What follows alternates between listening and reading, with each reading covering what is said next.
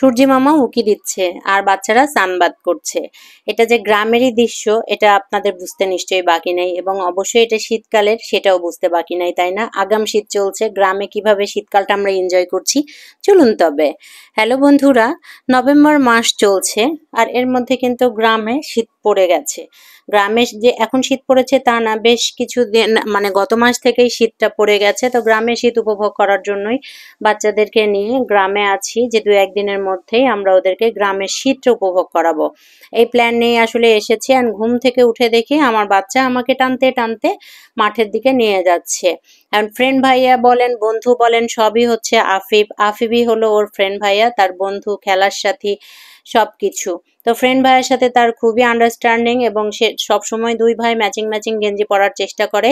শীতের সকালবেলা আমি ভেবেছি যে ওরা হচ্ছে মর্নিং ওয়াকে বের হয়েছে, কারণ সবসময় গ্রামে আসলে যেটা করে যে দুই ভাই একসাথে ঘুম থেকে উঠে ব্রাশ করে এই মাঠের এই মাথা থেকে ও মাথা পর্যন্ত 2 রাউন্ড দিয়ে দিবে। তো এখানে যেতে যেতে সূর্য স্নান তারা করে নিল। হ্যাঁ, এই যে সূর্য স্নান মানে সানবাদটা হচ্ছে, সূর্য রশ্মিটা এত সুন্দরভাবে হচ্ছে যে আমার বিকরিত হচ্ছে, যে আমি মানে লোভ সামলাইতে পারলাম না এটাকে ক্যাপচার না করা পর্যন্ত। তো আমি পিছনের দিকে যাচ্ছি, ওরা আমাকে ঠেলছে। আয়ান বলছে যে মাম্মি তুমি পেছাও, আফিফ বলছে যে মনি তুমি পেছাও, তোমাদের সাথে একটু জরুরি কথা আছে। আমি না প্রথমে বুঝতে পারি নাই, আমি ভেবেছি যে ওরা মর্নিং ওয়াকে যাচ্ছে, আমাকেও বোধহয় ডেকেছে, কারণ বাড়িতে থাকি যেখানেই থাকি না কেন মোটামুটি আধা ঘন্টা 40 মিনিট কিন্তু হাঁটি। আর বাড়িতে থাকলে আমার সুবিধা হচ্ছে হাঁটার জন্য, যে আমি 10টা 11টা নাই বিকেল নাই সন্ধ্যা নাই যখন ইচ্ছে হাঁটতে পারি, কারণ এই এলাকাতে আমি বড় হয়েছি, এটা হচ্ছে আমার পরিচিত মুখ এই এলাকাতে। এখানে আমাকে কেউ কিছু বলবে এই দুঃসাহসটা অন্তত কারণ নাই। তো সকালবেলা ঘুম থেকে উঠে আমাকে মুখটাও ধুইতে দেয় নাই, আমার বাচ্চা টানতে টানতে আমাকে নিয়ে গেছে, মাম্মি তুমি এই মহিলার বিচার করবা। মানে আমি না খুব অবাক হয়ে গেছি যে ও বিচার দেওয়া শিখে গেছে। এর কারণ কি? এর কারণ হচ্ছে যে প্রতিবেশী একজনের ছাগলের খামার থেকে খামারের দরজাটাও খুলেছিল। তো প্রতিবেশী মহিলা ওকে এই যে খামারটা দেখতে পাচ্ছেন এই খামারের দরজাটাও খুলেছিল। তো প্রতিবেশী সে হচ্ছে আমার বাচ্চাকে বলেছে, বাবা এটা খুলতে হয় না, নষ্ট করতে হয় না, তোমার মা না বলেছে কারো ক্ষতি করতে হয় না, তুমি কেন আমার ছাগলের দরজা খুলেছো?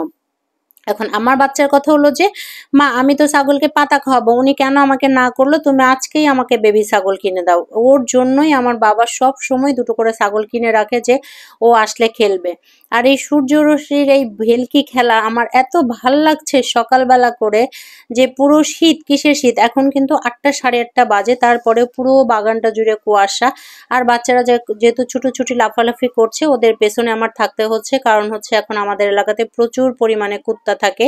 এলাকাতে যেহেতু ভাড়ার ব্যাপারটা ছিল না, গ্রামের মতোই ছিল, কিন্তু এখন রাশিয়ান সিটিজেনদের জন্য অনেক বেশি ভাড়াটিয়া হয়ে গেছে, বাইরের মানুষের আনাগোনা হয়ে গেছে ইপিজেড এরিয়া যেহেতু। তো যার জন্য অনেক কুকুর আসে, এবং এখানে ডেঙ্গুর প্রাদুর্ভাব অনেক বেশি হয়ে গেছে, কারণ হচ্ছে ময়লা আবর্জনা ওইভাবে ফেলার মতো এখনো কোনো পরিস্থিতি হয় নাই দেখে, যে যার জায়গায় ফেলছে। মস্কুইটো অনেক বেশি, সারা দিনে এত মশা।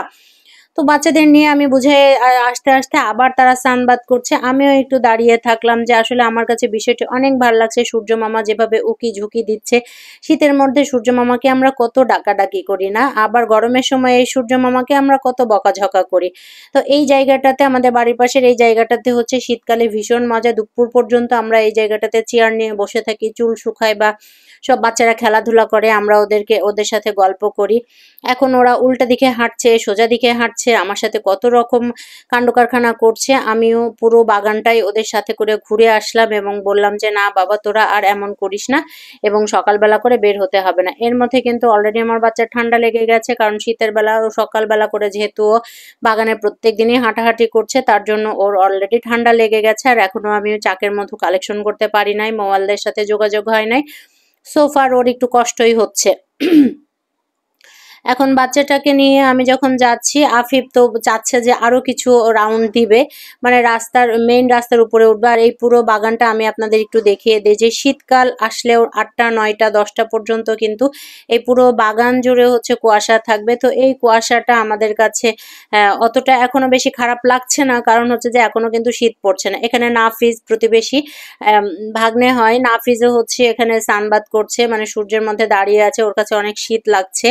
তো আমরা যেতে যেতে ঘাসের ফুল দেখলাম, লেবু বাগানের কিছু স্পর্শ নিলাম, এখানে যে গাছগাছালি আছে এবং এখানে গরুর জন্য কিছু ঘাস লাগানো হয়েছে, এই ফুলটা নিয়ে আফিফ মাস্তি করতেছে।